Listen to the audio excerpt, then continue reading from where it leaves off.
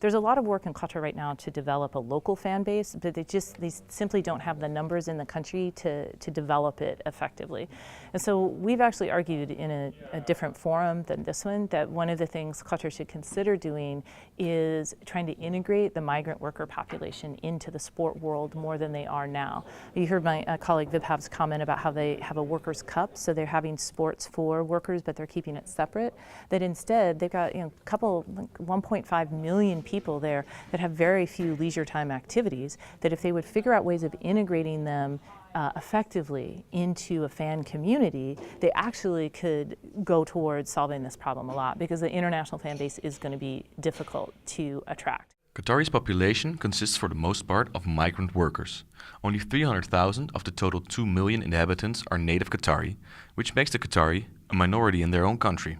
It's just in the culture, going to live matches isn't something that's done so much. People are far more likely to watch in their modulus, watch at the coffee shop, rather than go to live matches. So there's, for example, they've started a Qatar Stars League, which is a local league of teams, to try to encourage more of a fan base and a fan community.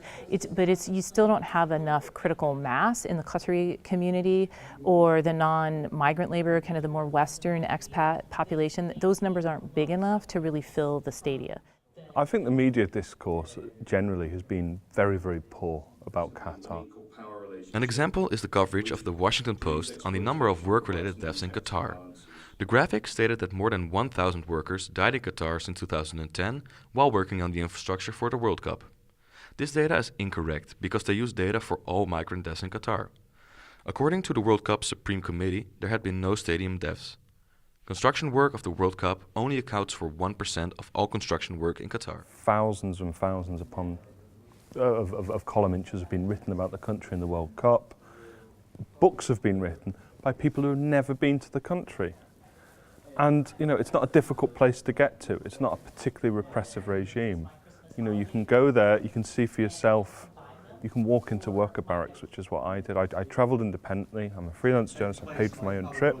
And it's inexcusable that mainstream newspapers, TV stations, radio stations can have all these views without going and finding out for themselves. Conservative Qatari laws can also be an extra deterrent for international fans visiting the World Cup.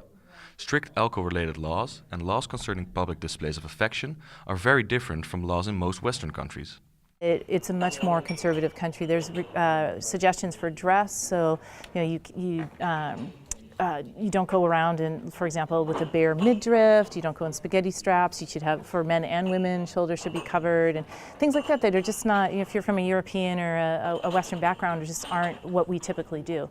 So I think it's incumbent upon visitors to countries to educate themselves about those things, and I don't think it's difficult to find out about Qatar. I think boycotts are quite possible. I mean, there was already calls for boycotts over the availability of alcohol. The global community will focus upon issues like labour rights. I'm sure they will focus on the environmental record of the country too in the run-up to the World Cup and other aspects of Qatar's foreign policy. My personal view is that the World Cup should have been held in the USA. I think it had the strongest bid, and the FIFA Executive Committee, i.e. its board, should have reflected that economic case in its decision. My feeling is that that FIFA Executive Committee that made the decision in 2010 was incapable of making an honest decision. That's not to say that Qatar bought their World Cup or Brazil bought it. I just think that other vested interests in terms of the global political economy, business interests, personal friendships, other relationships played a part in Qatar winning the host decision, and also, of course, the supreme football politician Mohammed bin Hammam played a very important role too. Qatar 2022, the Supreme Committee, and also the Qatar government has got to take some share of the blame. Perhaps its media strategy hasn't been so good. The Qatari government's media strategy hasn't been so good, but it needs to face up to people's concerns and answer them. And the rest of the world also needs to take a more holistic and broader view of what's going on in the country ahead of the tournament.